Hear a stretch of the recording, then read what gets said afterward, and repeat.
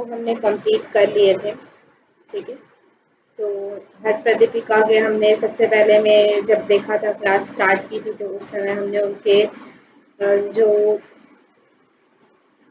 उनका परिचय देखा था कि उनमें कितने ग्रंथ हैं, कितने श्लोक हैं, कौन सा समय उसका रचना काल है, उसका मुख्य उद्देश्य क्या है। उसके बाद हमने चारों जो उनमें उपदेश हैं, अध्याय हैं, उनके विषय में देखा था कि सभी उपदेशों में क्या क्या उनकी विशेषता है, क्या क्या उनमें मुख्य चीज़ों का वर्णन हुआ है। उसके बाद हमने इन सभी चैप्टर्स में मुख्य बातें जो हुई थी उनको देखते हुए हठ योग के गुरुओं के नाम और स्थान का जो वर्णन हुआ है, उसमें जो साधक बाधक तत्व का जो वर्णन हुआ है, उसमें यम नियम का जो वर्णन हुआ है। ठीक है, और जो 15 आसन दिए हैं उनमें कौन कौन से 15 आसन हैं, उनमें क्या मतलब उनके विधि और उनके लाभ के विषय में जो वर्णन मिला है, उन सबको हमने देखा था।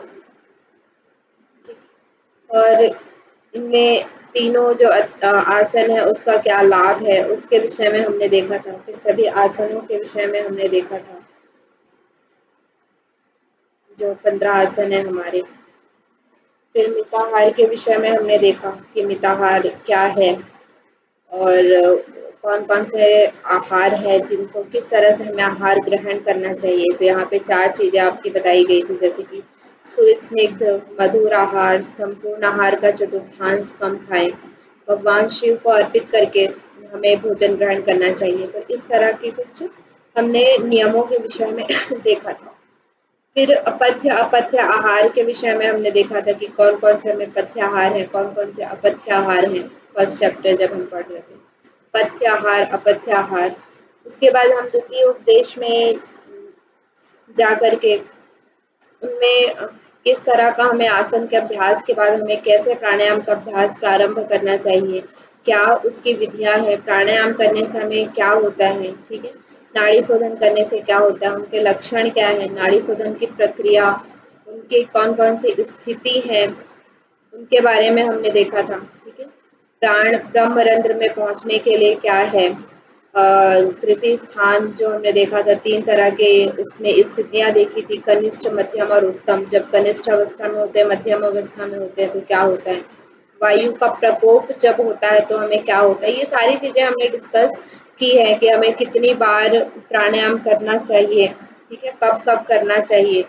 नाड़ी शुद्धि जब हो जाती है तो हमारे अंदर कौन कौन से जो है लक्षण दिखाई देते हैं। ठीक है, फिर सटकर्म इत्यादि के विषय में भी हमने सारे देखे थे कि कितने सटकर्म है। अष्ट कुंभक के विषय में फिर हमने देखा। तो ये सारी चीजें हमने देखी थी। और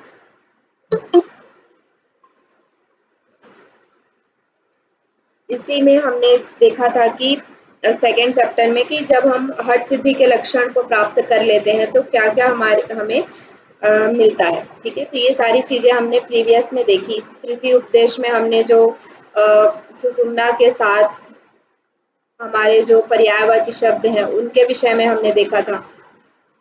उसके बाद जो 10 हमारी मुद्राएं हैं उनके बारे में हमने डिटेल में देखा कि कौन से मुद्रा से हमें क्या लाभ मिलता है, उनकी विधि क्या है, उनके बारे में हमने सभी उनके बारे में डिटेल में प्रीवियस क्लासेस में हम पढ़ चुके हैं। मुद्रा के क्या लाभ है, ठीक है, ये सब हमने देख लिया। तो आज आपका लास्ट जो है चैप्टर, उसमें भी क्या है कि 114 श्लोक है। ठीक है, तो उतना हमें डिटेल में नहीं पढ़ना है। लास्ट चैप्टर जो है उसमें वही चीजें बार बार रिपीट होकर के आई हैं, तो हम सिर्फ उसका मेन जो पॉइंट है जहाँ से क्वेश्चन आते हैं उन्हीं चीजों को पढ़ेंगे। ठीक है, तो चौथा जो अध्याय है, चौथा जो उपदेश है उसका नाम है नादानुसंधान। नाद अनुसंधान की विधि यहाँ पे बताई गई। ठीक है, पहला जो अध्याय है वो आसन है, दूसरा अध्याय जो है वो प्राणायाम कुंभक के विषय में है, तीसरा अध्याय मुद्रा के विषय में है और चौथा अध्याय जो है वो नाद अनुसंधान।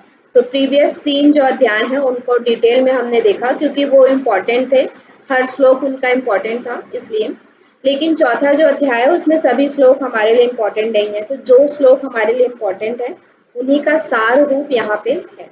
ठीक है, तो हठ योग का उद्देश्य, जैसा कि हम पढ़ते आ रहे हैं कि हठ योग का उद्देश्य क्या है, राजयोग की प्राप्ति करना है ना, समाधि की प्राप्ति करना एक हठ योग का उद्देश्य। हम पहले से तीसरे चैप्टर, तीनों चैप्टर में यही बताया कि हठ योग के जो भी हम अभ्यास कर रहे हैं वो समाधि के उपदेश के लिए है, समाधि के उद्देश्य से ही हम कर रहे हैं, राजयोग के उद्देश्य से ही कर रहे हैं। तो राजयोग क्या होता है, तो राजयोग क्या होता है, उसके लिए है कि साधक का शिव तत्व के साथ तादात्म्य स्थापित करना। जैसा हम प्रीवियस मुद्रा के चैप्टर में पढ़े थे कि क्या होता है, हमारी शक्ति जो होती है वो कुंडलिनी स्थान में होती है, वो उठ करके जागृत होकर के शिव स्थान तक पहुंचती है, ठीक है। तो वही क्या है, शिव तत्व के साथ तादात्म्य, तादात्म्य मतलब मेल जोड़ बढ़ाना या उनके साथ संपर्क बनाना, ठीक है। तो ये क्या है, हमारा राजयोग मतलब क्या है कि साधक का शिव तत्व, शिव तत्व हमारा कहाँ रहता है, सहस्त्रार चक्र में, कपाल कुहर में, ब्रह्मरंध्र में, ये हमारा शिव स्थान होता है। तो शिव स्थान के साथ साधक का तादात्म्य बिठाना। और ये कैसे होता है, नाद बिंदु कला का अनुभव करना, ठीक है। नाद जैसे हमने देखा कि जब आप अभ्यास करेंगे तो आपको विभिन्न प्रकार के नाद उत्पन्न सुनाई देंगे। बिंदु आपने हमने देखा था कि बिंदु जो है, यहाँ से हमारा बिंदु, हमारा अमृत जो श्राव हो रहा है उस अमृत को मतलब कि इकट्ठा करना, उसे गिरने ना देना, इन सब का अनुभव जब हम प्रीवियस अभी तक के जो हम प्राणायाम और मुद्रा में हमने देखा, तो उन्हीं सब के द्वारा हम क्या कर सकते हैं, शिव तत्व को प्राप्त कर सकते हैं, ठीक है। शिव तत्व को प्राप्त हम कैसे कर सकते हैं, नाद बिंदु इत्यादि के माध्यम से ही हम शिव तत्व को प्राप्त करते हैं। नाद बिंदु कला की एक की चरम अवस्था, जब नाद और बिंदु, मैंने आप लोग को एक बार बताया था कि जब ये हमारा पाइप होता है, ठीक है, सुषुम्ना एक क्या है, हमारे एक नलीनुमा आकार है। तो सुषुम्ना में जब प्राण का प्रवाह प्रारंभ होता है, जब प्राण इसमें जाने लगता है, तो जैसे हम पाइप में आप हवा फूंकते हैं तो वहां से क्या होता है कि ध्वनि उत्पन्न होती है। तो उसी तरह से क्या है कि जब सुषुम्ना में प्राण का प्रवाह, प्राण यानी कि वायु का प्रवाह जब प्रारंभ होता है तो यहाँ एक नाद उत्पन्न होता है, ठीक है। जब आप प्राण का प्रवाह करेंगे तो क्या होगा, यहाँ पर एक नाद उत्पन्न होगा। यही नाद आगे चलते हुए बिंदु, बिंदु यानी कि शिव स्थान हमारा जो कपाल कुहर है वहां से मिलता है ना। तो वही चीज यहाँ पे क्या है कि ये दोनों जब एक क्या हो जाते हैं, ये दोनों की जब चरम अवस्था होती है तो वही क्या है, राजयोग है। और उसी को ही हम क्या कहते हैं, कुंडलिनी योग भी कहते हैं, ठीक है। मतलब कि कुंडलिनी को जागृत करेंगे तभी सुषुम्ना में प्राण का प्रवाह होगा, और जैसे ही सुषुम्ना में प्राण का प्रवाह होगा तो वहां पे एक ध्वनि उत्पन्न होगी, एक नाद उत्पन्न होगा। उस नाद, वह नाद जब ऊपर चढ़ते हुए शिव स्थान तक पहुंचेगा तो वहां पे क्या है, नाद और बिंदु की एकता होगी। इसे ही हम क्या कहते हैं, राजयोग कहते हैं, कुंडलिनी योग कहते हैं, शिव तत्व को प्राप्त करना कहते हैं, ये जो भी नाम आप देखते हैं, समाधि कहते हैं, ठीक है। तो ये सभी चीजें क्या है, वही है। तो यही हमारा क्या है, हठ योग का एक उद्देश्य है कि राजयोग को हमें प्राप्त करना है। राजयोग को प्राप्त करने का माध्यम क्या है, नाद और बिंदु की एकता, ठीक है, कुंडलिनी योग। तो इसीलिए यहाँ पे नाद के विषय में आपको बताया जा रहा है, ठीक है। चलिए, तो समाधि क्या होता है कि एक उत्तम प्रक्रिया है, ठीक है। समाधि को जब आप प्राप्त करते हैं तो आपको बहुत सारे फल दिखते हैं आपके अंदर, कुछ कहना चाहिए कि लक्षण दिखाई देते हैं कि हाँ हमने समाधि को प्राप्त किया। तो क्या होता है, मरणशीलता का नाश हो जाता है, ठीक है। जैसे हमें नित्य प्रति क्या रहता है, हमें मरने का भय रहता है, हम कब हमारी मृत्यु हो जाए, कैसे हमारी मृत्यु हो जाए, या हमें कुछ भी होता है तो हम मृत्यु का भय हमारे अंदर जो रहता है। तो जो समाधि की अवस्था में चले जाते हैं, जो समाधि को प्राप्त कर लेते हैं, उनके अंदर मरणशीलता नहीं होती, मरने का भय उनके अंदर नहीं होता। और यही क्या है, सुख का उपाय, क्योंकि समाधि जब आप प्राप्त करते हैं तो ये सांसारिक चीजों से क्या हो जाते हैं, हम ऊपर उठ जाते हैं।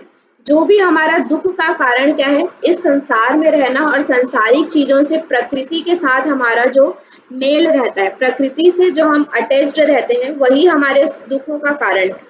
लेकिन जब आप समाधि की अवस्था तक पहुंचते हैं तो आप सभी ये जो प्राकृतिक चीजें हैं, उन सभी प्राकृतिक चीजों से वैराग्य हो जाता है, और वैराग्य के बाद जो अपूर्व आनंद की प्राप्ति होती है, एक उस वही एक क्या है, सुख का उपाय है। अन्य कोई सुख का उपाय नहीं है कि हम अत्यधिक, लोग सोचते हैं कि हम अत्यधिक धन अर्जन कर लेंगे तो हमें सुख प्राप्त होगा, हमारे पास फैमिली होगी तो हमें सुख प्राप्त होगा, हम शादी कर लेंगे तो सुख प्राप्त होगा, ठीक है। तो ये हर अल्टीमेट जब हम देखें तो इन सभी का क्या है अल्टीमेट दुख ही है। लेकिन जब आप समाधि को प्राप्त करते हैं तो उसके बाद क्या होता है कि एक सुख को, वो जो सुख होता है वो कभी खत्म नहीं होने वाला होता है।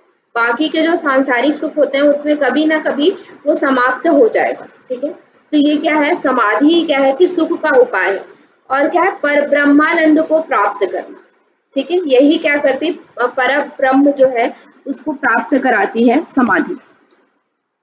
तो यहाँ पे जैसे हमने प्रीवियस में क्या है, सुषुम्ना के पर्यायवाची शब्द देखे थे, उसी तरह से यहाँ पे क्या है कि समाधि के 16 पर्यायवाची शब्द बताए, ठीक है। समाधि को अलग अलग तरह से जाना जाता है, अलग अलग नाम से जाना जाता है।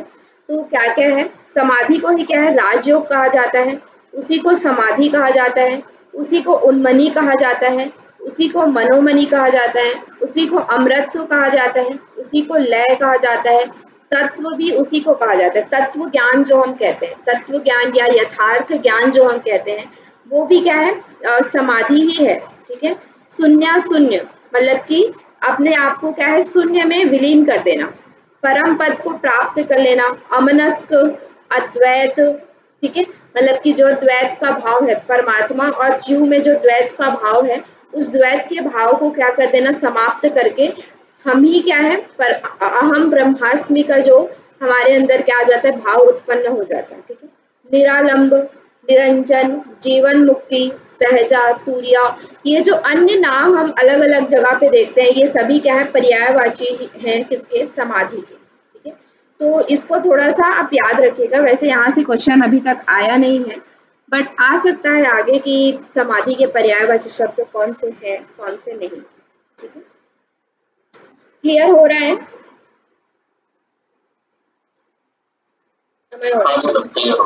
जी जी जी क्लियर हो। ठीक है। तो यहाँ तक एक इंट्रोडक्शन था नादानुसंधान या उस चैप्टर में प्रवेश करने के लिए, ठीक है। ये जो है वो बहुत इंपॉर्टेंट चीज है, ये क्वेश्चन बार बार आता है, ठीक है। हठ प्रदीपिका में भी यही चीज बताई गई है और अलग अलग ग्रंथों में भी आपको बताया गया, ठीक है। क्या होता है कि जो चित्त की प्रवृत्ति का कारण, प्रवृत्ति मतलब कि जो चित्त में चंचलता आती, चित्त जो क्रियाशील होता है ना, अलग अलग जगह पे जो कार्य करता है, उसका दो ही कारण है। एक तो हमारी वासनाएं, वासनाएं कहने का तात्पर्य है कि हमारी जो तृष्णा होती है किसी चीज को प्राप्त करने की, ठीक है, कामनाएं हमारे अंदर जो होती है। और दूसरा हमारा है प्राण, प्राण वायु भी क्या है, इसका कारण है चित्त की चंचलता का। हमने सेकंड चैप्टर में देखा था, चले वाते चले चित्तम निश्चले निश्चलम भवे, है ना। जब प्राण वायु जो है वो चलायमान होता है, तब क्या होता है कि चित्त भी चलायमान हो जाता है। और हमारा चित्त का दूसरा कारण है वासना। तो वासना भी क्या है कि जितने हमारे अंदर इच्छा रहेगी, जितना हमारे अंदर कामनाएं रहेंगी किसी चीज को प्राप्त करने के लिए, उतना ही हमारा चित्त क्या होगा, प्रवृत्ति करेगा, चंचल बनेगा। जैसे कि आपको एक कार खरीदना है, तो कार खरीदने के लिए अभी आपके पास मान लीजिए बैंक बैलेंस इतना नहीं है, तो फिर आपके मन में आया कि हाँ मुझे ये कार खरीदना है, आपकी एक कामना है कि आपको कार खरीदना है, तो हम उसके लिए क्या करेंगे, बहुत सारी प्रवृत्तियां करेंगे, फिर अलग अलग जगह पे हाथ पैर मारेंगे कि हाँ मुझे उतना पैसा मेरे पास इकट्ठा हो, ठीक है, उसके बाद मैं वो कार खरीदूं, उस कार का सुख लूं। तो ये इसी तरह से हमारी, ये तो एक कार का एग्जाम्पल है, उसी तरह से हमारे पास हम छोटी छोटी भी कामनाएं होती है, हमारी बड़ी बड़ी कामनाएं होती है, उन सभी कामनाओं की पूर्ति के लिए ही हम सारी चीजें कर रहे हैं। अभी भी हम जो भी चीजें कर रहे हैं वो सब हमारे किसी ना किसी कामना की पूर्ति के लिए ही कर रहे हैं। तो जो हमारी वासनाएं होती हैं, जो मतलब कि किसी चीज को प्राप्त करने की इच्छा जो होती है, वो भी क्या है कि चित्त की प्रवृत्ति का कारण है। तो यहाँ पे दो कारण बताए जाते हैं, ये बहुत इंपॉर्टेंट है, ये क्वेश्चन बार बार पूछा जाता है, ठीक है। चित्त की प्रवृत्ति का कारण है वासना और प्राण, ठीक है। तो इसमें से कहा जाता है कि इन दोनों में से किसी एक को भी अगर आप नष्ट कर लेते हैं, या तो वासना को नष्ट कर लीजिए या फिर प्राण को नष्ट कर लीजिए, अगर एक को नष्ट करेंगे तो दूसरा अपने आप समाप्त हो जाएगा, ठीक है। जैसे हमने देखा कि चले वाते चले चित्तम निश्चले निश्चलम भवे, अगर हमने प्राण को पूरी तरह से अपने नियंत्रण में कर लिया, कोई भी उसमें हलचल नहीं है, तो हम क्या है कि हमारा चित्त भी हम अपने अंदर अपने कंट्रोल में कर लेंगे। तो उसके बाद हमें ये समझ में आ जाएगा कि क्या चीजें हमारे लिए सही है, किसकी कामना हमें करनी चाहिए, किसकी कामना हमें नहीं करनी चाहिए। ठीक है, तो ये तो एक ये मेथड हुआ कि आप अपने चित्त को प्रवृत्ति से रहित कर सकते हैं।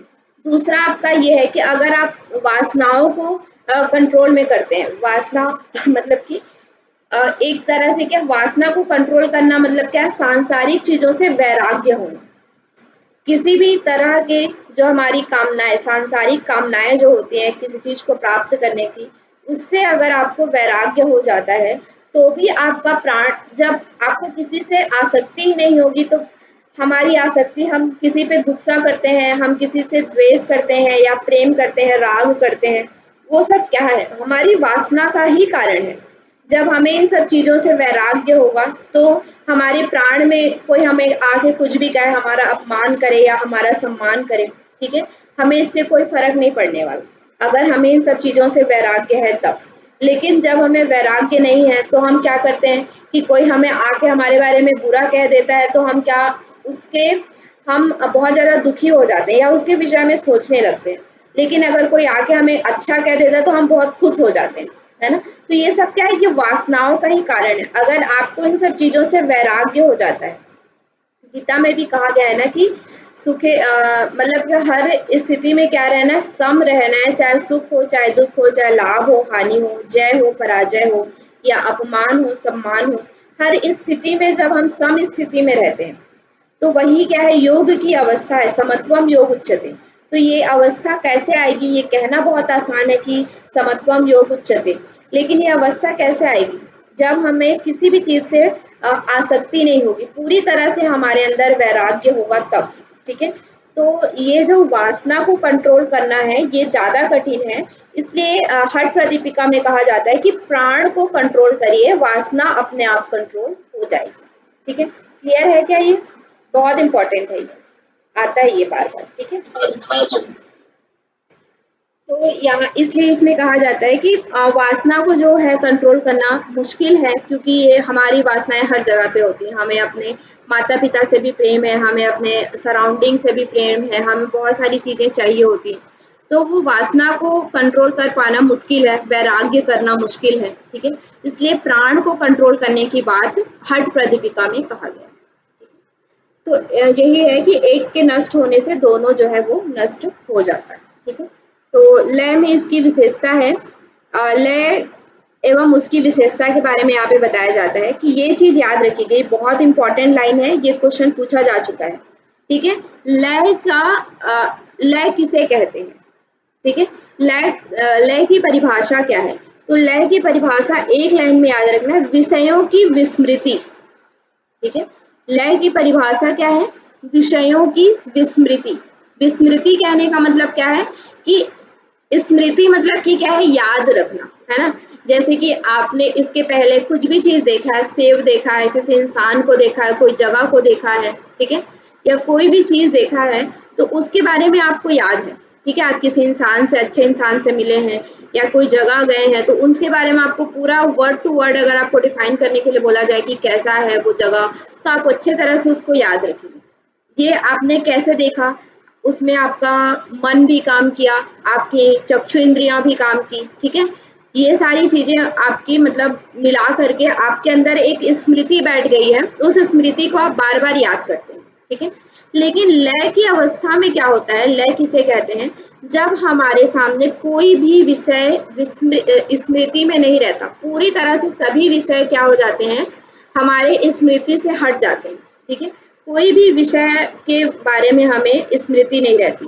जैसे कि कभी कभी आपने ये अनुभव भी किया होगा, कोई नाद वगैरह आप सुनते हैं, कोई ध्वनि, ओंकार इत्यादि ध्वनि पर जब हम ध्यान लगाने का प्रयास करते हैं, तो कभी कभी हम बाकी चीजों को पूरी तरह से भूल करके केवल उस ध्वनि पे ही हम क्या हो जाते हैं, फोकस्ड हो जाते हैं, उस ध्वनि पर ही पूरी तरह से हमारा क्या हो जाता है, मतलब कि एक तरह से हम उसमें विलीन हो जाते हैं, उस ध्वनि में या उस जगह में।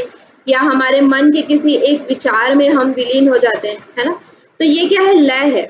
एक जगह पे जब हम, जैसे आपने उसमें पढ़ा होगा, पतंजलि योग सूत्र में आप 3rd चैप्टर में पढ़ेंगे कि धारणा क्या होता है, देश बंधस्य चित्तस्य धारणा। मतलब क्या है कि किसी एक जगह पे हम अपने चित्त को बांधने का प्रयास करने, देश बंधस्य चित्तस्य धारणा। मतलब क्या है, किसी एक देश में अपने चित्त को बांधने का प्रयास, है ना। लेकिन जब वही अवस्था धारणा से ध्यान में पहुंचती है तो क्या हो जाता है, तत्र प्रत्येकतांता ध्यानम।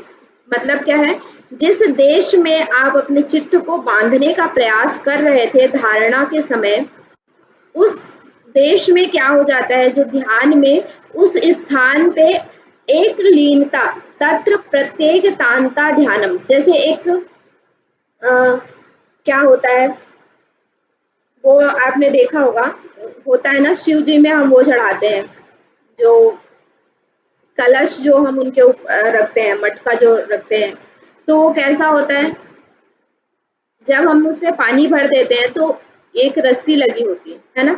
तो क्या होता है कि जैसे कि उसमें एक होता है कि 1 सेकंड में क्या होगा कि 1 बूंद पानी गिरेगा। तो उसमें क्या होता है, लय होता है कि वो हर 1 सेकंड में जब तक उसमें पानी रहेगा तब तक उसमें 1-1 सेकंड में पानी गिरता रहेगा। मतलब क्या है, वो एक एक तार से चल रहा है, ठीक है।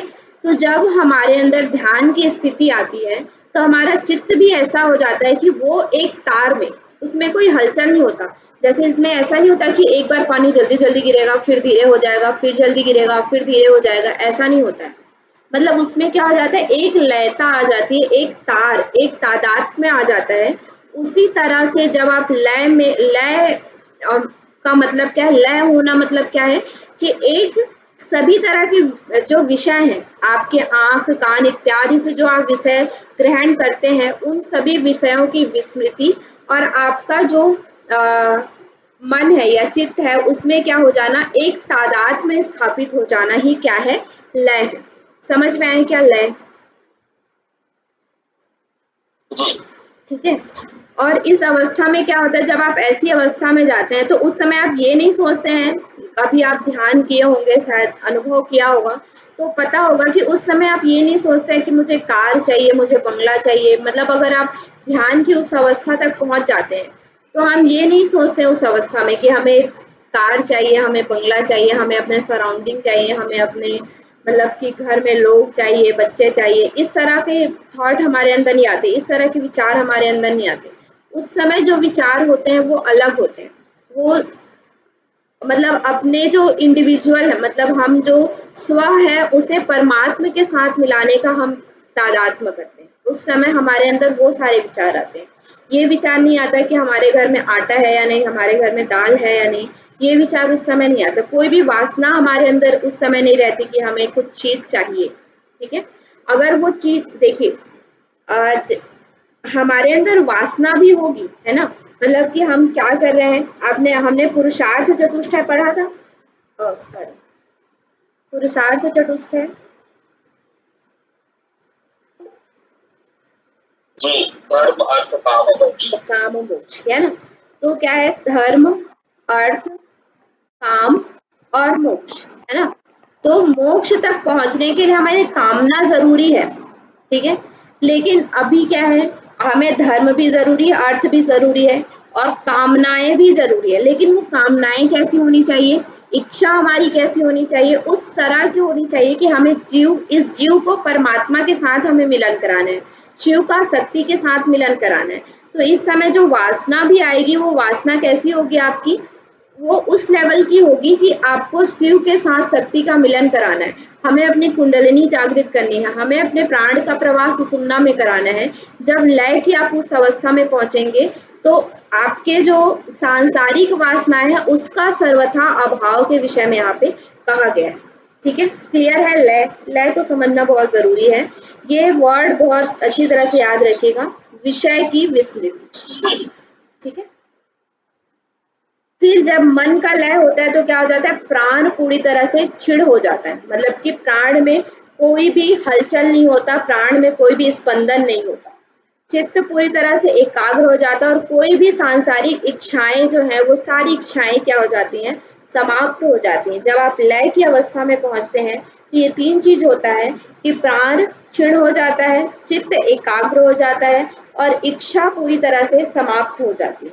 ठीक है, तो यहाँ पे क्या है कि आदिनाथ जो शिव हैं उन्होंने कितने लय बताए, 1.25 करोड़ लय बताए हैं। ठीक है, आदिनाथ शिव ने, ये पूछा जाता है क्वेश्चन कि आदिनाथ शिव के द्वारा कितने लय बताए हैं, तो 1.25 करोड़ लय बताए हैं। उनमें से श्रेष्ठ है नादानुसंधान। ठीक है, 1.25 करोड़ जो लय हैं उनमें से श्रेष्ठ है नादानुसंधान। नादानुसंधान को श्रेष्ठ कहा गया है। ठीक है, और जब लय की प्राप्ति हमारे अंदर हो जाती, जब हम लय को प्राप्त कर लेते हैं या ये अवस्था हम प्राप्त कर लेते हैं, विषयों की विस्मृति, चित्त एकाग्र, इच्छा समाप्त, उस समय क्या होता है, जिनका श्वास प्रश्वास निरुद्ध हो, ठीक है, जो क्या है कि प्राणायाम, कुंभक इत्यादि में परिपूर्ण हो, उसमें क्या है पारंगत हो, वही क्या कर सकते हैं, लय लय की अवस्था तक पहुंच सकते हैं। ठीक है, और विषयों को ग्रहण करना बंद हो गया। ठीक है, मतलब कि विषयों के प्रति जिनकी इतनी आसक्ति नहीं है वही लय की अवस्था को प्राप्त कर सकते हैं। ठीक है, उसके लिए जैसे हमने देखा था कि कुंभक का अभ्यास करने के लिए हमें षटकर्म का अभ्यास पहले करना चाहिए, नाड़ी शोधन का अभ्यास करना चाहिए। तो उसी तरह से लय की अवस्था तक पहुंचने के लिए हमें श्वास प्रश्वास को निरुद्ध करना चाहिए, विषयों को ग्रहण करने की जो अवस्थाएं होती है उनसे हमें बंद करने की अवस्था में पहुंचना चाहिए। उसके बाद ही हम क्या है, लय की अवस्था को प्राप्त कर सकते हैं। तो इस चैप्टर में लय के विषय में बताया गया है। लय में सर्वश्रेष्ठ नादानुसंधान, इसको याद रखिएगा। सभी जो 1.25 करोड़ लय है उनमें नादानुसंधान श्रेष्ठ है।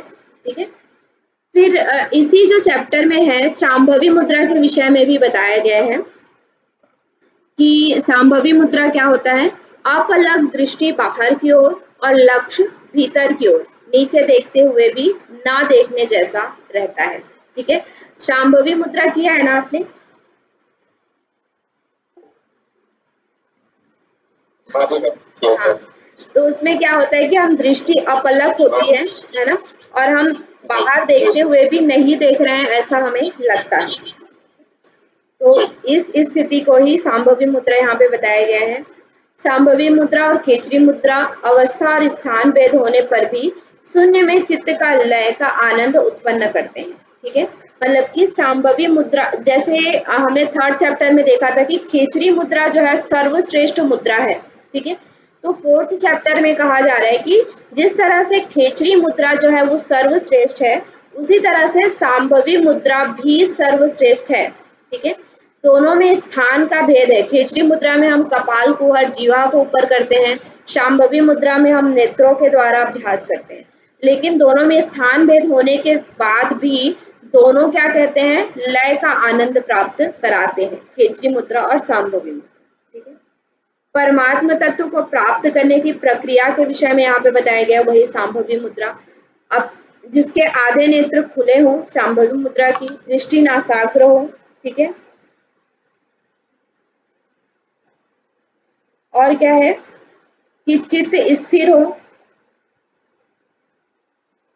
और क्या है, जिनके ईड़ा और पिंगला की क्रियाओं को मंद कर लिया हो, वो सभी जो संभवी मुद्रा के विषय में यहाँ पे बताया जा रहा है कि अगर आपको परमात्म तत्व को प्राप्त करना है तो आपका संभवी मुद्रा पर पारंगत होने चाहिए, नासाग्र दृष्टि होनी चाहिए, चित्त पूरी तरह से स्थिर होना चाहिए, और ईड़ा और पिंगला की क्रियाओं को मंद करके कर लिया हो। मतलब क्या है, सुषुम्ना में प्राण का प्रवाह जो है वो प्रारंभ हो गया हो, ईड़ा और पिंगला में प्राण का प्रवाह बंद हो करके सुषुम्ना में प्राण का प्रवाह जिनका प्रारंभ हो गया हो, वही क्या करेंगे, इसको प्राप्त कर सकते हैं। ठीक है, परमात्मा का स्वरूप बताया गया है अब यहाँ पे कि परमात्मा कैसा होता है, परम तत्व जो है वो कैसा होता है, ज्योति स्वरूप होता है।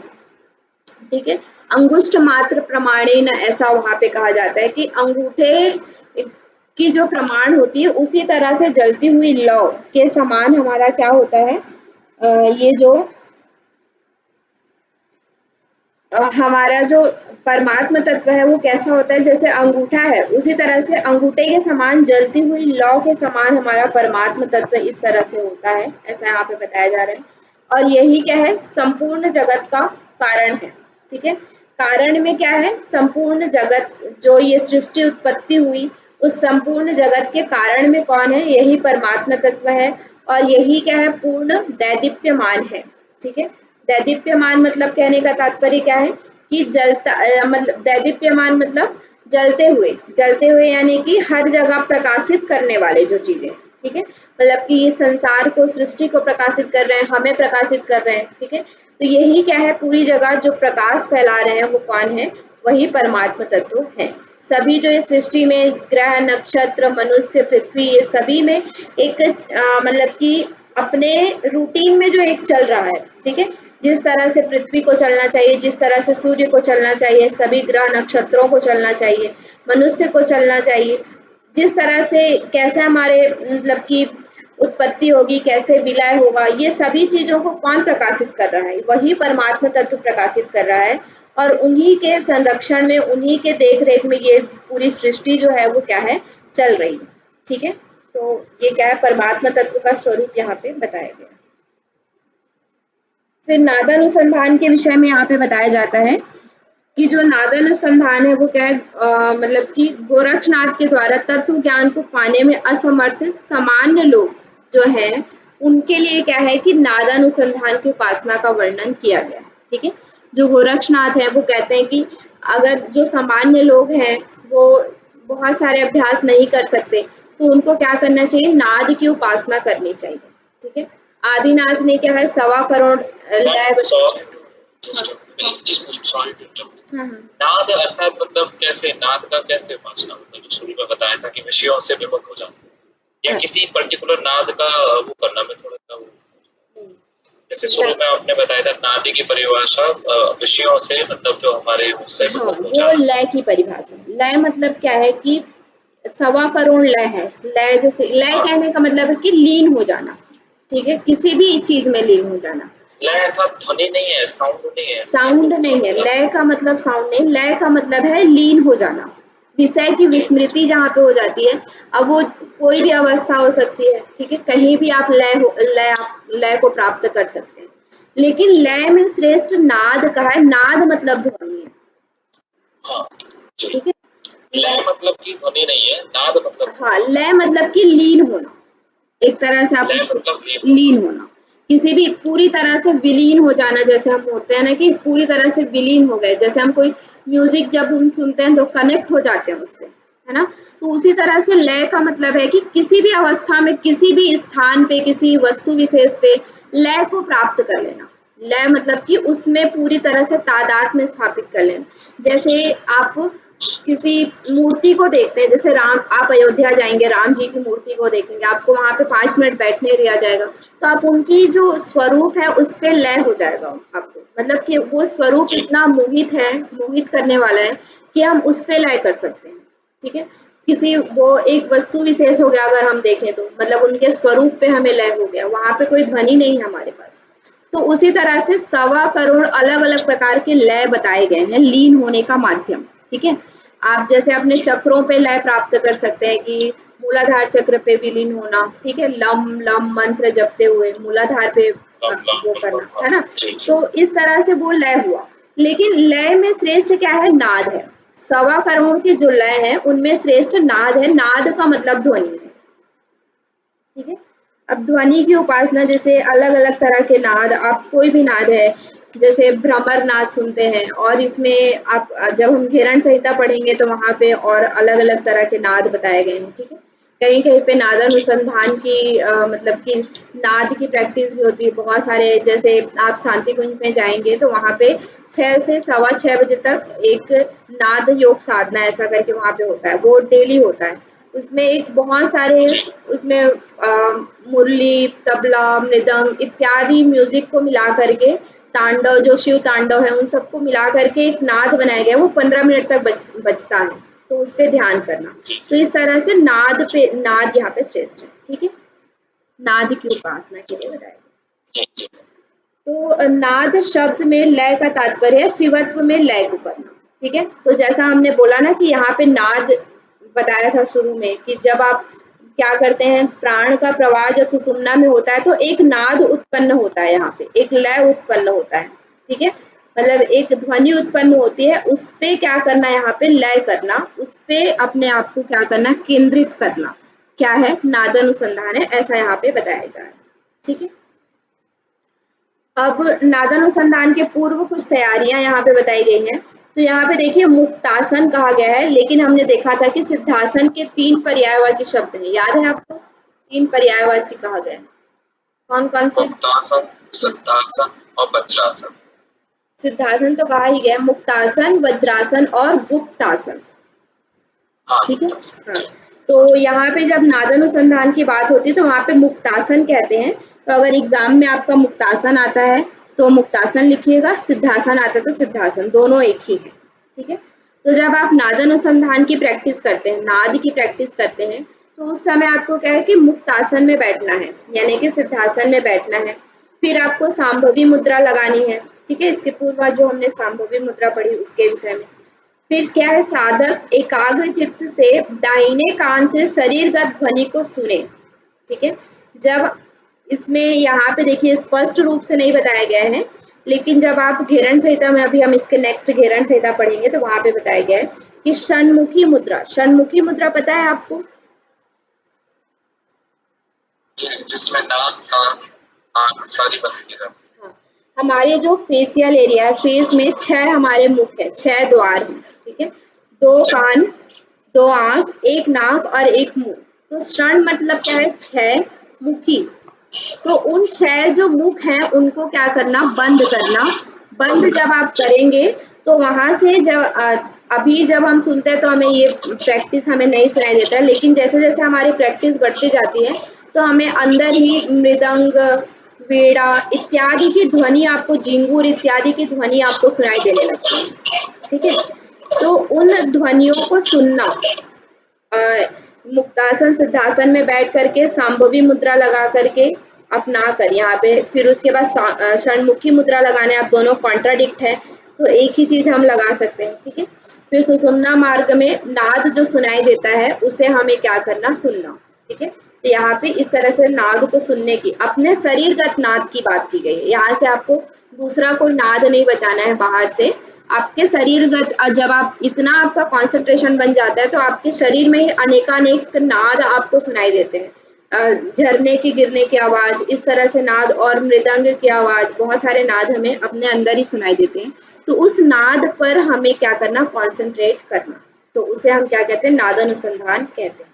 ठीक है, तो वो सिर्फ षण्मुखी मुद्रा के दौरान ही करना है कि किसी भी समय ये सांभवी मुद्रा में या किसी पर्टिकुलर देखिए जैसे मुद्रा में बैठ के नाम? प्रैक्टिस का वो है ना, जैसे कि हम सन्मुखी मुद्रा लगाते हैं तो क्या होता है कि हम बाहर के जो सभी चीजें हैं, बाहर के जो विषय है उसको बंद कर देते हैं। हाँ, तो तब हमें मतलब कि अच्छे से सुनाई देगा।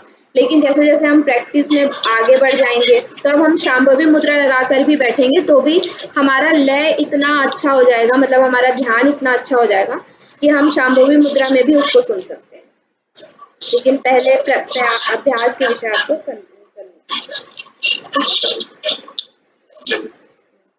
फिर यहाँ पे देखिए जब इस अभ्यास को करते हैं तो यहाँ पे 4 अवस्थाएं आपके अंदर आती हैं। ठीक है, पहला है आरंभ अवस्था, दूसरा है घटा अवस्था, तीसरा है परिचय अवस्था, चौथा है निष्पत्ति अवस्था, सर्व योगेशु स्याद चतुष्टयम। ठीक है, जब मतलब कि उच्चतम अवस्था क्या है आपकी, निष्पत्ति अवस्था है।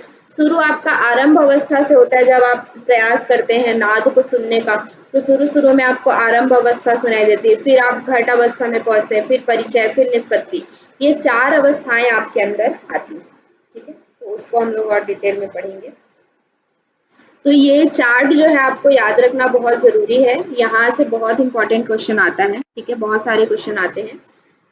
तो देखिए पहला हमने देखा कि आरंभ अवस्था, अगर आप डिटेल में पढ़ना चाहते हैं तो हर प्रदीपिका में इन श्लोक पे जाके पढ़ सकते हैं। ठीक है, तो जब आप आरंभ अवस्था में रहते हैं, शुरू में नाद का अभ्यास करते हैं, तो उस समय क्या होता है, हमारा 3 ग्रंथि हमने पढ़ा था, ब्रह्म ग्रंथि का भेदन। ठीक है, जब आप आरंभ अवस्था में रहते हैं, ग्रंथि मतलब क्या बताया था मैंने? ब्रह्म ग्रंथि, रुद्र ग्रंथि, एक ग्रंथि और होती है विष्णु ग्रंथि। उसका भेद हाँ, ग्रंथि मतलब क्या है? विष्णु, विष्णु। ग्रंथि मतलब क्या है? ये पाइपनुमा संरचना, उसको भेदते हुए हमारे जो नहीं नहीं, शक्ति है जो एक मतलब बैरियर, जैसे हमने बताया था ना कि राजमार्ग में वो नहीं रहता है, स्पीड ब्रेकर नहीं रहता है, लेकिन सुषुम्ना राजमार्ग तो है, लेकिन इसमें क्या है कि 3 स्पीड ब्रेकर रहता है, उसको हम लोग तोड़ सकते हैं, उसको हमें तोड़ना होता है, ठीक है। तो ये 3 हमारे विष्णु ग्रंथि, हाँ, तो ये 3 हमारा बैरियर रहता है। तो जब आप नाद अनुसंधान के आरंभ अवस्था में पहुंचते हैं, तो उस समय आपका कौन सा ग्रंथि भेदन होता है? ब्रह्मा ग्रंथि भेदन होता है, ठीक है। ब्रह्म ग्रंथि का भेदन होता है। कहाँ पे होता है ये ब्रह्म ग्रंथि? हठ प्रदीपिका के अनुसार ये ब्रह्म ग्रंथि जो है वो अनाहत चक्र पे होता है, ठीक है, हमारे हृदय चक्र पे, याद रखिएगा। ब्रह्म ग्रंथि हृदय चक्र पे होता है और ये क्या करता है? आनंद का अनुभव करता है, ठीक है। जब आप इस ग्रंथि का भेदन कर लेते हैं तो अनाहत चक्र में ब्रह्म ग्रंथि का भेदन कर लेते हैं आरंभ अवस्था में पहुंच करके, तो आपको क्या होता है? आनंद का अनुभव होता है, ठीक है। और स्थान कहाँ पे होता है? शरीर और अंतः शरीर में हमारा ये स्थान होता है आरंभ का, ठीक है। इसमें ये वाला ग्रंथि वाला आपका इंपॉर्टेंट है, नाद वाला और फल वाला, ठीक है। तीनों को आपको याद करना पड़ेगा। तो फिर आरंभ अवस्था में कौन सी नाद आपको सुनाई देती? झड़ झड़ रूपी अनाहत नाद सुनाई देती। झड़ झड़ मतलब कि झरने के गिरने से जो झर आवाज आती है, ठीक है। जब आप आरंभ अवस्था में पहुंचते हैं तो शुरू में आपको कैसा झरने से, जैसे झरने के पास हम बैठते हैं तो कैसे आवाज आती है, उसी तरह से आपको नाद सुनाई देने लगता है अपने अंदर से, ठीक है, आरंभ अवस्था में, ठीक है। फिर क्या है? फल क्या होता है इसका? जब आप आरंभ अवस्था में पहुंचते हैं, आपका ब्रह्म ग्रंथि भेदन हो जाता है, आपको झण झण की आवाज जब सुनाई देने लगती है, ध्वनि सुनाई देने लगती है, तब क्या होता है कि वो जो योगी है वो दिव्य देह वाला हो जाता है, ओजस्वी हो जाता है, ठीक है, दिव्य गंध वाला हो जाता है, मतलब कि उसके शरीर से दिव्य गंध मतलब कि आता है और कोई भी रोग उसको नहीं होता है। प्रसन्न चेतस यानी कि वो पूरी तरह से, मतलब वो प्रसन्न चेतस यानी कि उसका चित्त क्या हो जाता है? पूरी तरह से प्रसन्न हो जाता है, इसलिए वो बाहर भी क्या दिखता है? प्रसन्न दिखता है। जब हम उनको देखते हैं तो जैसे कोई योगी वगैरह हम देखते हैं तो वो हमेशा क्या रहते हैं? मुस्कुराते हुए रहते हैं, प्रसन्न रहते हैं। उनके अंदर कोई भी ऐसा मतलब वो नहीं रहता है कि कोई हमें टेंशन है कि हमारा घर कैसे चलेगा, दाल रोटी कैसे आएगा, इस तरह से उनके अंदर नहीं रहता है। वो भले ही कोई कार्य नहीं करते हैं लेकिन उनको इन सब चीजों का भय ही नहीं होता है, ठीक है। तो और क्या है? शून्यचारी हो जाता है, ठीक है। तो ये लाभ उसको जब आरंभ अवस्था के जो योगी हैं, जो नाद अनुसंधान में आरंभ अवस्था में पहुंच जाते हैं, तो उनके अंदर ये सारे फल उसको दिखाई देने लगते हैं और उसके ब्रह्म ग्रंथि का भेदन हो जाता है और उसे नाद में क्या है? झण झण नाद सुनाई देने लगता है। ये आता है, ये पूछा जाता है कि आरंभ अवस्था में कौन से ग्रंथि का भेदन होता है, आरंभ अवस्था में कौन सा नाद सुनाई देता है, आरंभ अवस्था की योगी में कौन कौन से फल होते हैं, कौन कौन से फल मिलते हैं, इस तरह से क्वेश्चन पूछा जाता है, ठीक है। तो इसको याद रखिएगा। फिर नेक्स्ट जो है घटा अवस्था के, जब हम उसके नेक्स्ट स्टेप, ठीक है, जैसे हमारी 4 सीढ़ियां हैं, ये आप चढ़ते जाएंगे। पहला आरंभ अवस्था, फिर घटा अवस्था, फिर परिचय अवस्था, फिर निष्पत्ति अवस्था। तो जब पहले स्टेप के बाद दूसरे स्टेप में जब हम चढ़ेंगे तो वो अवस्था क्या होगी? घटा अवस्था की होगी, ठीक है। जैसे आपने समाधि भी पढ़ा होगा, तो समाधि हमारी ऐसी थोड़ी ना होती कि एक बार में ही हमारी एकदम हाई लेवल वाली समाधि लग जाती है, ऐसा नहीं होता है ना। समाधि भी क्या होता है? हम शुरू से स्टार्ट करते हैं धीरे धीरे, फिर उसके बाद थोड़ा ऊपर जाते हैं, हाँ, स्टेप बाय।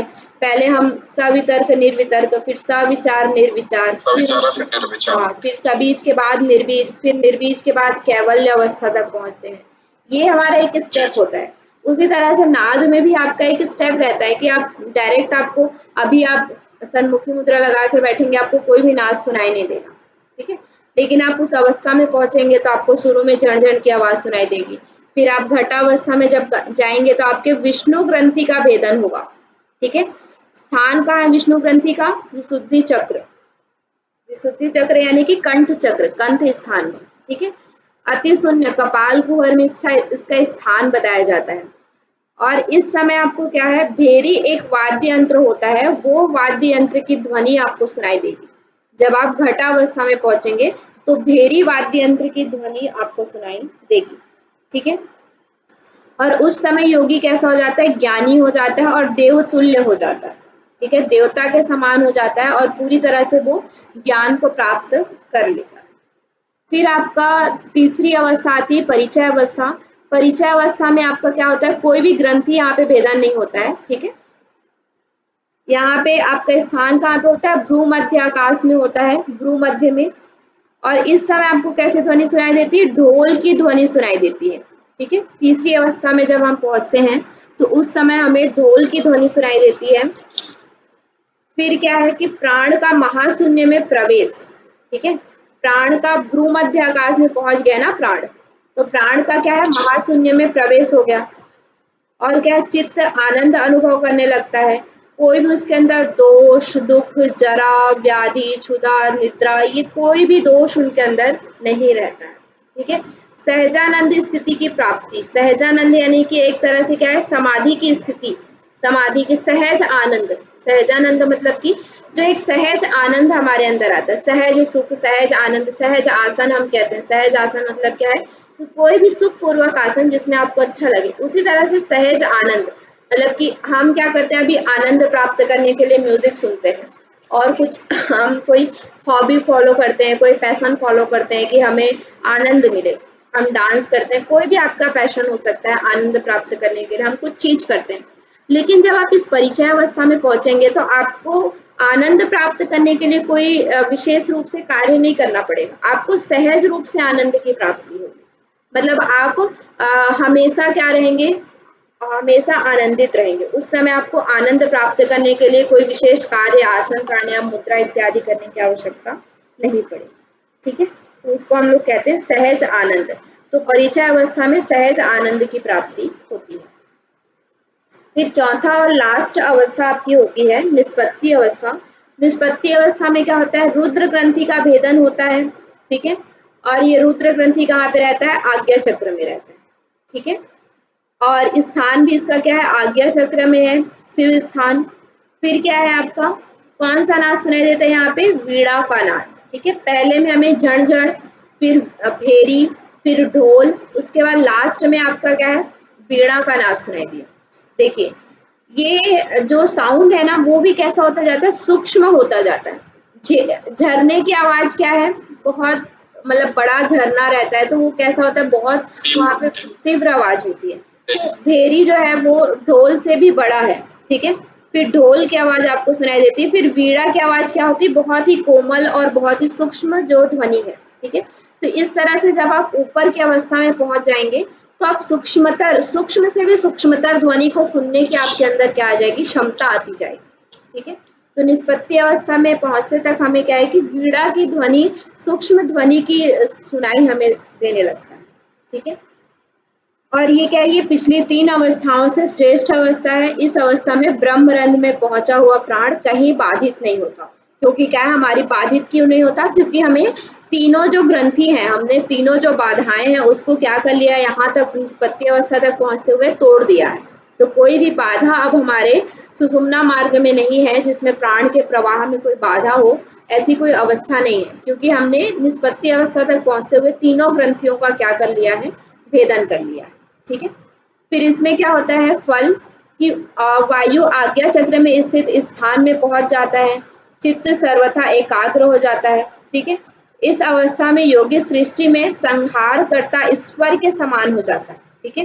जैसे हमारा देखिए रुद्र को क्या माना जाता है, रुद्र मतलब महेश जो है हमारे शिव जी हैं, उन्हें क्या माना जाता है, संहार करता माना जाता है, ठीक है। ब्रह्मा को जैसे हम क्या है, सृष्टि करता है, विष्णु पालन करता है, तो उसी तरह से रुद्र क्या है, संहार करता है। अगर किसी ने गलत किया है तो उनको क्या करते हैं, जैसा जिसने कार्य किया उस हिसाब से उनको फल देते हैं।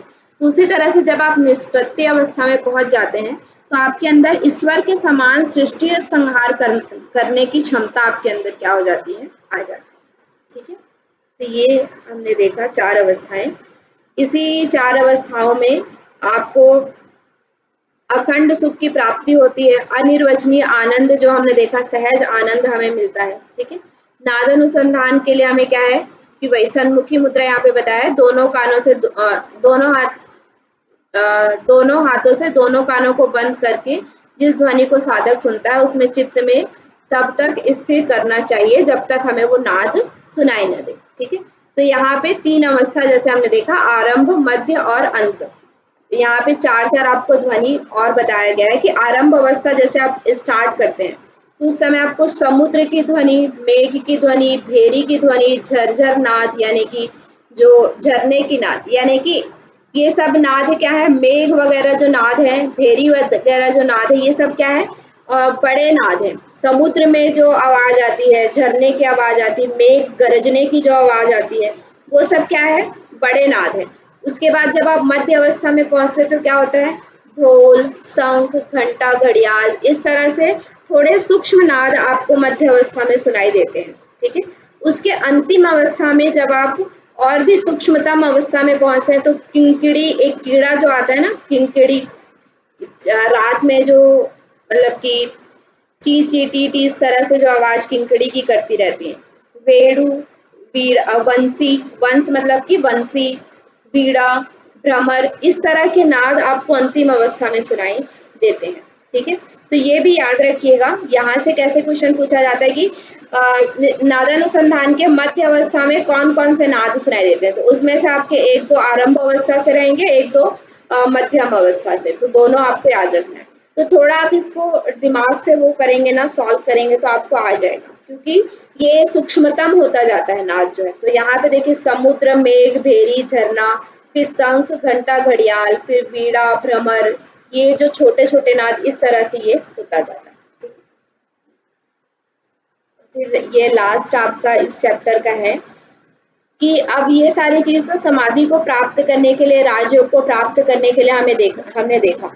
तो राजयोग को जब आप प्राप्त कर लेते हैं, समाधि को प्राप्त कर लेते हैं, तो आपके अंदर कुछ कहना चाहिए कि लक्षण दिखता है, समाधि युक्त योगी कैसा होता है। ठीक है, तो सभी अवस्थाओं से वो क्या होता है, मुक्त होता है। कोई भी उसकी जो किसी भी मतलब एक तरह से वैराग्य उसको किसी भी कहीं भी नहीं होता, पूरी तरह से वो मुक्त होता है, कोई भी चिंता उसको नहीं होती है। ठीक है, संसार में मृत प्राय के समान रहता है। मृत प्राय मतलब कि क्या है, जैसे कि संसार में मृत प्राय कहने का मतलब क्या है, जैसे मरे हुए व्यक्ति को कहीं 100 को लिटाया गया हो, वहां पे उसके कितने भी परिजन, 100 परिजन रोते रहे, 200 परिजन रोते रहे, तो भी उसको कोई फर्क नहीं पड़ता है। ठीक है, मतलब क्या है कि एक मरे हुए इंसान के सामने आप कितना भी विलाप करिए, उसको कोई भी फर्क नहीं पड़ेगा, उसको कोई भी मतलब वो जाग नहीं जाएगा। लेकिन कोई जगे हुए इंसान के सामने आप इस तरह से रोने लगे तो वो बोलेगा ना कि क्या हुआ, कैसे हुआ, क्यों क्यों कर रहे हो। तो संसार में मृत प्राय कहने का तात्पर्य है कि संसार के सभी राग से वो क्या हो जाता है, राग, द्वेष इत्यादि से विमुक्त हो जाता है। कोई भी उसके अंदर मतलब कि आसक्ति नहीं होती है, जिसकी वजह से उसके साथ कुछ भी होता रहे, उसके आसपास कुछ भी होता रहे, उन सब चीजों से उसे कोई भी फर्क नहीं पड़ता। ठीक है, मृत्यु का शिकार नहीं होता। ठीक है, जैसे हम सभी क्या है, मृत्यु के शिकार होते हैं, लेकिन जो ये समाधि प्राप्त योगी हैं, वो अपना जो मृत्यु का समय है वो खुद ही क्या करते हैं, देखते हैं कि उन्हें कब मृत्यु लेना है, कब उनको समाधि, अपने इस शरीर है उसे कब त्यागना है, वो स्वयं ही निर्धारित करते हैं। ठीक है, फिर कर्म बंधन से बाधित नहीं होते हैं, किसी भी तरह के कर्म बंधन से वो बंधते नहीं है, किसी के अधीन नहीं होते हैं। ठीक है, इंद्रियजन्य ज्ञान, गंध, रस, रूप, स्पर्श आदि से परे रहते हैं, मतलब कि उनको शब्द इत्यादि, गंध, रस, रूप से परे होते हैं। ठीक है, उनको इन सब से आप जैसे कि हमें क्या है कि हम अब हमें क्या सुनना है, ठीक है, कैसा गंध हमें लेना है, कैसा पेय पदार्थ हमें पीना है, और किस तरह के लोगों को हमें देखना है, किस तरह के शब्द हमें सुनना है। ठीक है, कौन सा तरह का खाना है, क्या खाना है, ये सब चीज हम क्या करते हैं, अपने मन के अकॉर्डिंग डिसाइड करते हैं। ठीक है, लेकिन यहाँ पे ऐसा नहीं, ये सिर्फ ये सारी चीजें कब करते हैं, ये भोजन कितना करते हैं, कितना करना है, वो केवल एक अपने इस शरीर को जीवित रखने के लिए सब कार्य करते हैं। उनमें उनकी कोई आसक्ति नहीं होती है कि मुझे यही इसी तरह का रस चाहिए, इसी तरह का भोजन मुझे चाहिए, इस तरह में उनमें कोई भी आसक्ति नहीं होती है। ठीक है, अपने और दूसरों का भान नहीं होता है। आत्मवत् सर्वभूतेषु, इस तरह के जो समाधि प्राप्त योगी होते हैं उनके अंदर आत्मवत् सर्वभूतेषु, चाहे वो चिड़िया हो, पक्षी हो, जीव जंतु कोई भी हो, उनके अंदर क्या है, उनके अंदर भी मेरे ही तरह की आत्मा है, इस तरह का भाव उनके अंदर आ जाता है। ठीक है, सभी में एक ही आत्मा को देखने का भाव उनके अंदर आ जाता है। ठीक है, जिनका चित्त न सोया अचेतन है न जगा हुआ। ठीक है, मतलब कि वो अचेतन कहने का मतलब क्या है, ना सोया ना जगा कहने का, जगा हुआ तो हमें दिखता रहता है ना, मतलब कि हम देखते हैं कि हमारे साथ ही वो लोग भी चलते हैं, उठते हैं, फिरते हैं, बैठते हैं, लेकिन वो हमारी तरह, हमारे चित्त की तरह चंचल उनका चित्त नहीं होता है कि वो भागता नहीं है। वो कैसा रहता है, सोया हुआ रहता है, मतलब कि वो पूरी तरह से इन सब चीजों से परे रहता है। और जगा हुआ कहने का तात्पर्य है कि हमारे साथ एक मनुष्य की भांति वो भी जीवन में कार्य करते हैं, लेकिन उन कार्यों से, उन कर्मों से वो लिप्त नहीं होते, इसलिए उनका जो कर्म है वो कैसा होता है, अकर्म कहा जाता है। ठीक है, मतलब कि वो कर्म करते हुए भी उन कर्मों से लिप्त नहीं होते हैं। स्मृति विस्मृति से परे होते हैं, मतलब उन्हें कोई स्मृति नहीं होती, कोई विस्मृति नहीं होती। जैसे कि हम बोलते हैं कि ये चीज मेरे से विस्मृत हो गई, भूल गया मैं इसके विषय में, अरे मुझे इसके विषय में याद है। तो ऐसी कोई भी सांसारिक चीजों में वो फंसते नहीं है। ठीक है, और क्या, समाधि प्राप्त योगी को द्वंद्वों का भान प्रभाव नहीं पड़ता। ठीक है, जैसे कि यहाँ पे बोला गया है, न विजानाति शीतोष्ण न दुखम न सुखम तथा न मानम न अपमानम च योगी युक्ता समाधिना।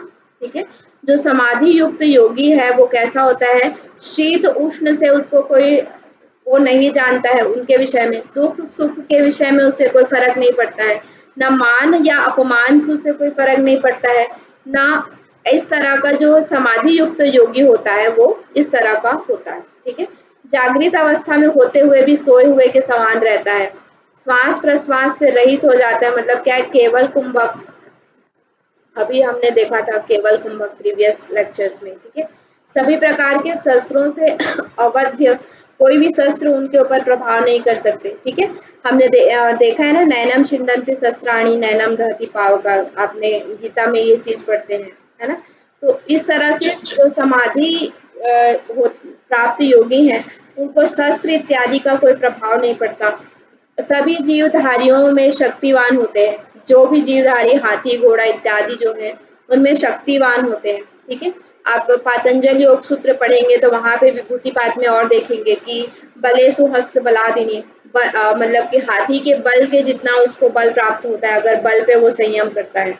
तो जो समाधि युक्त योगी होता है उसमें सभी जो जीवधारी है उनमें से उनकी उनसे सभी से ज्यादा शक्तिवान वो होता है। ठीक है, किसी भी मंत्र इत्यादि के पहुंच से परे होता है। जैसे कि आज हम बोलते हैं कि इसने कोई मंत्र फूंक दिया होगा, इसने कोई टोना कर दिया होगा, इसने कुछ मतलब नजर लगा दी होगी, है ना। तो इस तरह के जो प्रपंच होता है उन सब से वो क्या रहते हैं, परे रहते हैं। ठीक है, उसके बाद लास्ट में इसमें बताया जाता है कि लास्ट में इसमें बताया जाता है कि परम तत्व में ध्यान में स्थिरता न होने का लक्षण। जैसे कि आप देखेंगे हरिद्वार इत्यादि जो बहुत सारे धार्मिक स्थान हैं, वहां हम जाते हैं तो क्या होता है कि हमें बहुत सारा मतलब कि लोग दिखेंगे जो भगवाधारी होंगे, वो मतलब बड़े बड़े बाल रखेंगे, दाढ़ी मूछें रखेंगे, तो लगेगा कि ये योगी हैं, इन्होंने समाधि प्राप्त किया। लेकिन आप उनको कैसे जानेंगे कि वो समाधि प्राप्त है, उनके अंदर वो परमात्म तत्व को उन्होंने धारण किया है या नहीं। तो कैसे है कि सुषुम्ना में प्राण का संचरण नहीं करता। ठीक है, मतलब कि जो योगी होते हैं, जो सही में समाधि को प्राप्त किए होते हैं, उनका जो प्राण है वो सुषुम्ना में प्रवाहित होता है। ठीक है, प्राण वायु के नियंत्रण से सोम रस स्थिर नहीं होता। ठीक है, जैसे कि प्राण वायु को हमने नियंत्रण में नहीं किया तो सोम रस जो हम कह रहे थे कि सोम मंडल से हमारा जो सोम रस है वो गिरता है, उसको हम क्या करते हैं, नीचे ना ही गिरने देते, खेचरी मुद्रा के द्वारा हम उसको ऊपर ही रखने की प्रयास करते हैं। लेकिन इस तरह के जो योगी हैं इस तरह के जो पाखंडी हैं उनके अंदर उनका सोम रस स्थिर नहीं होता जब तक परम तत्व सहज रूप से ध्यान में नहीं आता, ठीक है। तब तक वो लोग क्या है कि केवल वेशभूषा धारण करते हैं, उन्होंने परम तत्व को प्राप्त नहीं किया, ठीक है। और वही है कि तब तक ज्ञान की बात करना क्या है, दम्भ है, झूठ है, यहाँ पे बोला गया है। केवल वेशभूषा धारण करके ज्ञान की बातें बस हम करने लगे तो वो क्या है, दम्भ है, दम्भ और झूठ है। जब जब तक हमारे अंदर ये सारी चीजें ना आ जाए, समाधि को हम पूरी तरह से धारण ना कर लें, तब तक ये सब कहना क्या है, बेकार, ठीक है। तो चलिए यहाँ पे आपका हठ प्रदीपिका आज